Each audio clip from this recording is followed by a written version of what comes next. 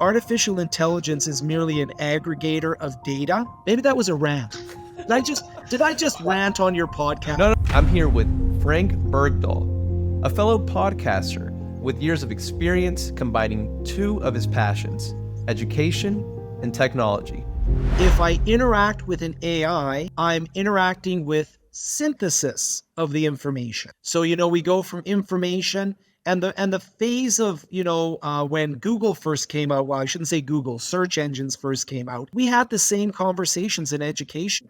Should we have the internet in the classroom? That was a legit conversation that we had years ago. We should block the internet. I remember classrooms where there was literally an internet switch at the door, like a light switch, and you could disconnect the classroom from the internet, right? And because the fear was that students would be distracted or students wouldn't learn, or why would they want to attend a course if they could just look up the information that I'm going to give them? Well, that's not the question, is it? The question is, why are you delivering information instead of delivering learning? That's the real question, right? Got to do a little soul searching there. Wow. And then now we take AI and it's just synthesizing information. So now the question is, if all you're doing is synthesizing information, then maybe you don't need to question what they're doing. You need to question what you're doing. So now we move to higher orders of thinking. And that now becomes what the classroom environment is. Students should be excited to attend the class because that's their opportunity to take the information they gathered, the synthesis that they've participated in by interacting with themselves through AI, and the sharing it with other minds. Because now that student is able to say, here's what I synthesized. What did you synthesize? And another student says, here's what I synthesized. And now the instructor can mentor that process of bringing these two separate aspects or perspectives or thoughts that have been well thought out and well synthesized and now make a super synthesis, if you would. Or as I like to call it, learning. So maybe that was a rant. Did I just rant on your podcast? No, but that's what you're here to do, Frank. Honestly, because you have so much knowledge and you have such a different way of thinking, and especially in my personal experience from teachers and college professors, they do that. The majority of them do that. They not. Let me go back. They don't do that what you're doing. They do what you're saying, like. It's basically regurgitate and transfer information and not transfer learning. As I'm fond of saying, people will look at younger generations and they'll say, oh, they're not, and they're not learning, or they're not. I'm like, no, they are learning. They're learning that information is readily available. They want meaningful, transformational experiences in their learning. They want to come into an environment and they want to exit that environment not as a more informed person, because information changes and information is everywhere. They want to exit the environment as a more transformed person. This is not a transactional exchange of this data point and you regurgitate that data point on a test. This is a transformational, participatory, mentoring type of relationship where somebody should exit a program or a class saying, you know what? I'm a different person and I'm a better person and I've just begun. I honestly, I would love to have you as a teacher. So do you do exams and tests? No, I do authentic assessments. Okay. Can you please share what those are then? Yeah. So the idea is that I absolutely do tests and quizzes and all of those, but I do not count those for a huge percentage of the grade, right? Now, going outside of this, there are things that I'm mandated to do and things that I do on my own. That's how life works in academia. So I do quizzes and I do tests and I do all of those types of things, but I don't value those as being a sentiment for how much people have learned.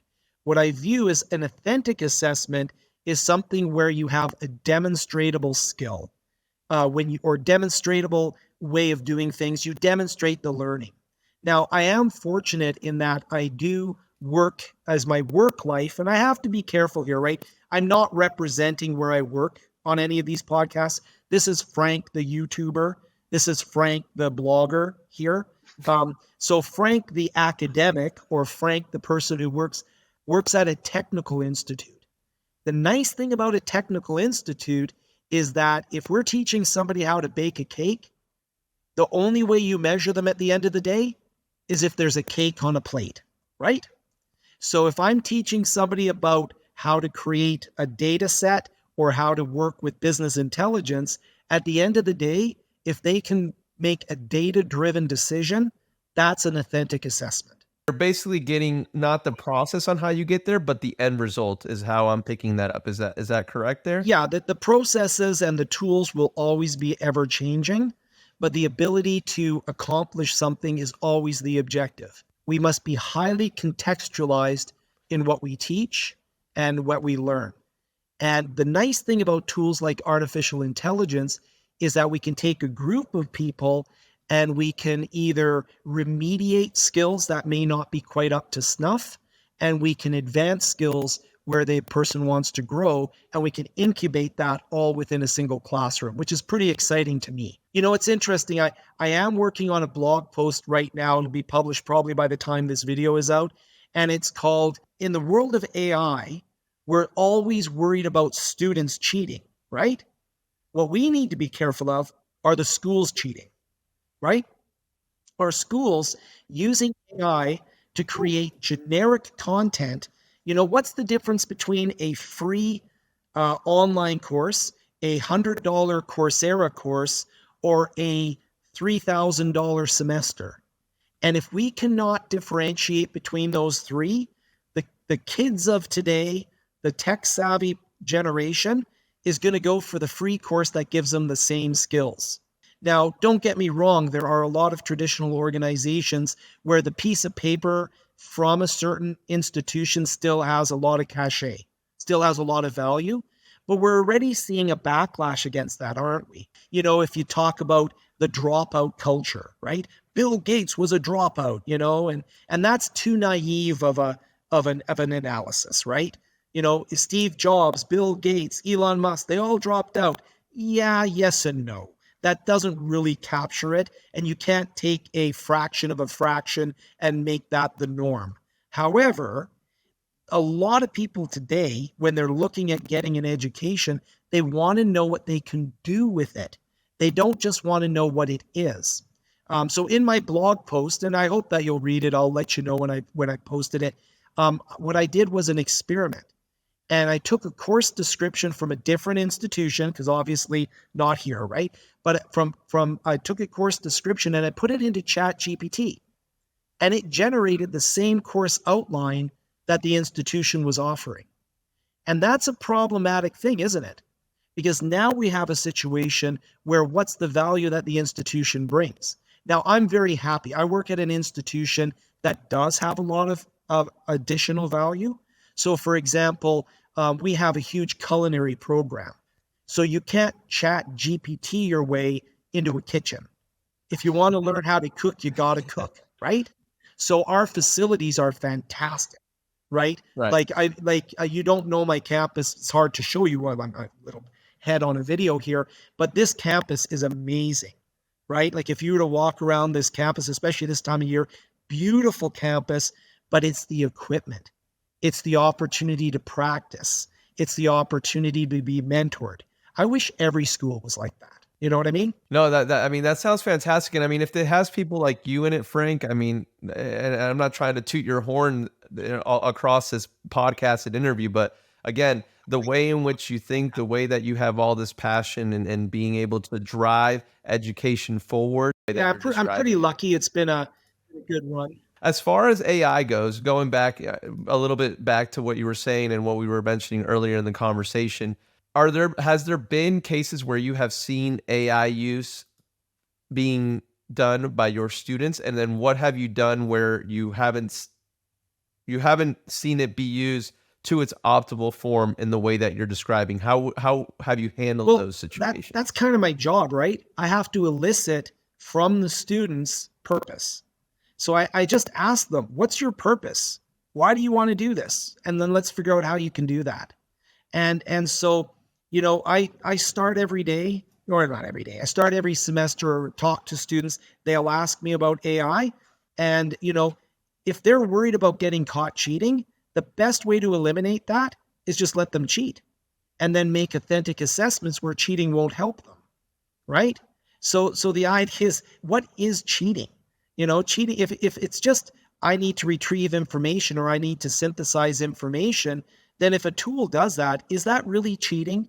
But if you then say, oh, I'm so sorry, retrieving information doesn't count for much, or synthesizing information doesn't count for much, applying information, that's what I'm going to test you on. That's what you're going to be responsible for. And until there's a physical manifestation of ChatGPT, so far implementation is challenging for it. What I'm seeing is two things there. Number one is that there creates a greater responsibility in the teacher, in the facilitator, in order to extract that greatness from the student, which, before without this type of technology could have been a little bit, let's say, quote unquote, easier, or, it didn't move as quickly and didn't have that much responsibility to creatively think and critically think on how to extract those applications from students. So that's the first thing I'm seeing. And the second one is, as you said, is just allowing them to do it, because what else would it is a tool. So why restrict something that is actually bringing value? Well, and they're going them? to encounter it in the world, right? Because when it comes to organizations in business and life, any tool that facilitates performance will be used. So we don't throttle it in an academic environment, in my opinion. Maybe I'm overly optimistic here. The idea is that I think that a lot of younger generations, they've clued into that because they have access to information that maybe once used to be held in a little bit of secret. And now they can just go and they can see and compare and contrast. And with AI, they're going to be able to synthesize for themselves, right? The only way to get experience is to get experience. So that becomes the teacher. The only way to get purpose is to have purpose. So that becomes the teacher. Wow. And I think that younger generations, they just, that's what they want to tap into.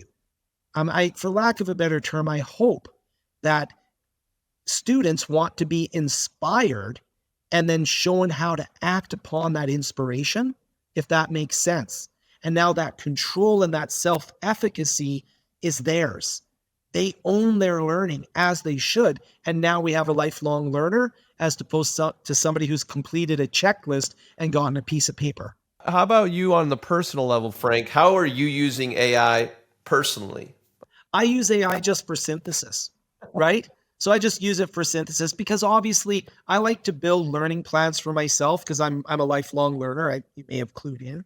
But so what I'll do is a lot of times is I was talking actually to my wife the other day about this, and I said, AI will not paint the wall for you, but it'll paint those sections of the wall that are routine or mundane. So you can concentrate on adding value where value needs to be added, and AI can fill in a lot of the mundane or the mechanism of generic work. So I'll use AI as ideation tools, and I'll use AI as, I guess, I don't know what the opposite of, there's ideation and I guess as a completion tool or as a testing tool. And then I will use, hopefully, my experience and my humanness to do the real valuable work, and then use tools and technology to do the mundane, right? No, I think that makes perfect sense. That's how personally I'm using it, mostly on the ideation side. I'm using ChatGPT, and I'm now just starting to experiment a little bit more with Copilot with Microsoft, because a lot of what I'm doing is around productivity within business and organizational environments. And I'm currently building an AI model, not an AI model. I'm building an AI architectural diagram where I think so. Now I don't want to go too far afield. We're going to be here for 12 hours. So I'm currently looking at that, not AI as a tool set, but AI as a architectural element within an informational tool set, and an informational tool set within a human productivity and human self-actualization tool set. So A lot of times people view AI or artificial intelligence as a separate product. Artificial intelligence is merely an aggregator of data, and it aggregates that data and it creates learning out of that data. Right now, a lot of the commercial models we're seeing are building large models based upon publicly available data. What's the most important data in the world to you? You. So if we start building personal productivity systems where instead of a large language model based on the world, which certainly has tons of value, we build a large language model based upon you, the things you do, the things you're interested in, and now we have self-awareness and self-insight. Wow. Anyways, that's a project I'm working on right now because I want people to have connection to it. People will build their own models based upon the architecture I design. Lovely, lovely. And then going back to the Chat GPT, what would you say are your best sort of hacks with it that you've learned recently or have picked up using it? You know what? Just talk to it like you talk to another human. That's my hack. That's my Chat GPT hack. And as I said earlier, that human just happens to be myself, right? So I guess I'm talking to myself in the third person through this is Right. very complex. This is very meta, right? I'm talking to myself in the third person through an AI. If that's my hack, talk to yourself. Not seeing it as a computer per se, but actually as what it is, an artificial intelligence. And like you said before, speaking to myself, spot on. Love it. Let's go ahead to that question that you wanted me to ask. So let's go ahead and ask it. How are you using AI for drawing tools? My students shared this quote with me, and it comes from somebody who posted on X. And again, I'm sorry that I can't cite the source off the top of my head, but they said, I don't want an artificial intelligence to create art for me. I want artificial intelligence to do my dishes and my laundry so that I can create art for myself. I don't know why, but I'm missing the name of the super famous drawing program. Right, right. I know exactly. Midjourney, thank you. Journey. That was going to hurt Midjourney, me. yeah. There is by a brain trick. You're supposed to rub your ear to remember things. Anyways, Midjourney. So in Midjourney, I've just been having some fun. I've been taking song lyrics and putting them into Midjourney. So I'm taking like my favorite old music and I'm grabbing like a paragraph from it, putting it in a Midjourney and seeing what it draws. So, you can put in like lyrics from Stairway to Heaven and see what it draws for you. I love that. I love it. I love it. That's such a cool one. I didn't think about that. There's two things that we're asking everybody that comes on the podcast. What would be one book that you would recommend to everybody? I read like about 84 books a year. There's a reason for that number. But anyways, yeah, I'll just recommend that one, Learn Like a Scout. But the caveat to this one, I have not yet read that book. I just like the title, so I'm going to be reading that book. In terms of books that I've actually read, there's some great books out there on learning, such as Map It. There's a book called Map It. That's a good book. You might want to check that out for more how to create learning that's more aligned. Okay, love it, love it. And I guess I got to ask you now, why 84? What's the number 84 then? So by reading 30 minutes in the morning and 30 minutes in the evening, you should be able to read 84 books a year. Wow. And if you may indulge me, I guess I'll ask one last question, but I'm not going to ask it to you. I'm going to ask your audience. So anybody who's listening to this point, I'd like you to ask, and obviously you can't answer it because this podcast works in one direction, but ask this question of yourself, and maybe if there's a way to comment or whatever works. Was listening to this podcast useful to you? Was the time that you spent listening to us talk something that gave you some ideas, gave you some directions to move in, gave you some insight or sparked ideas? And if it did, that's fantastic. And if it didn't, well, I'm sorry, that's a lot of time wasted. But no, I'm hoping it did. I'm hoping I'm going to get an affirmative answer there. But ask yourself the question anyways, right? Did you get value from taking time out of your life to listen to this podcast? And I hope the answer is yes. Last thing before we go, Frank, and this is something, again, I told you there's two things that we're doing with everybody. We're asking about the book, and now we're asking for your dance move. I'm going to put a short 20-second clip of music and just give us your best dance move, whatever you got. Let's see it. All right, you ready?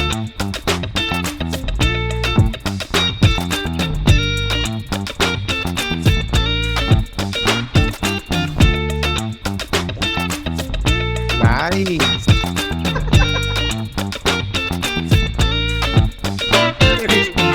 Love it.